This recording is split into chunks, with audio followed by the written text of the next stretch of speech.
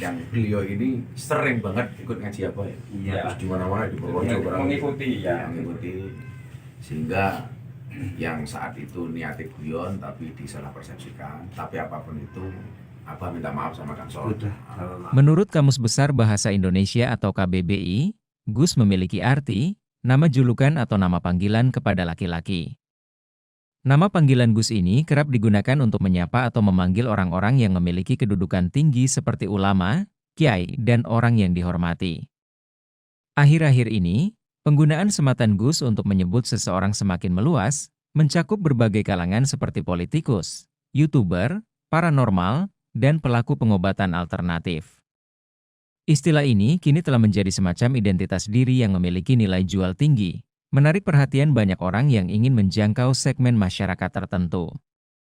Namun, penting untuk dicatat bahwa Gus bukan sekedar kata 3 huruf, ia membawa makna mendalam yang mencakup sosok, nasab, keilmuan, dan tradisi pesantren.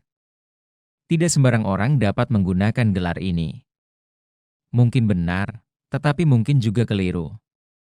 Karena Gus adalah kependekan dari bagus dalam bahasa Jawa, yang berarti luas, baik, pintar, dan ganteng. Panggilan Gus khusus untuk anak laki-laki dan mengandung pujian dan doa. Arti Gus sebenarnya lebih akrab didengar di kalangan santri dan masyarakat tradisional Jawa. Demikian di beberapa daerah juga, terlebih di Pulau Jawa banyak memanggil anak laki-lakinya dengan panggilan Gus. Hal ini dikarenakan Gus mengandung doa.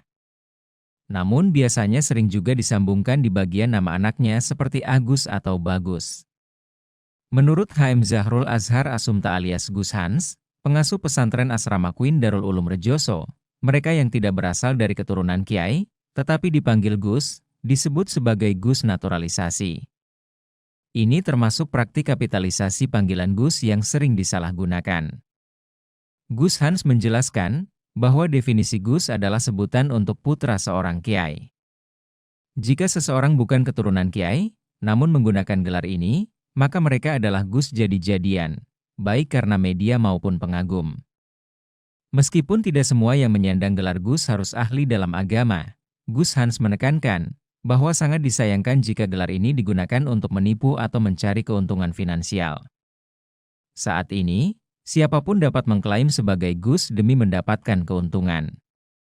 Praktik pengobatan alternatif seringkali dibungkus dengan atribut agama atau gelar Gus, untuk menarik lebih banyak pasien tanpa perlu adanya uji kompetensi yang ketat.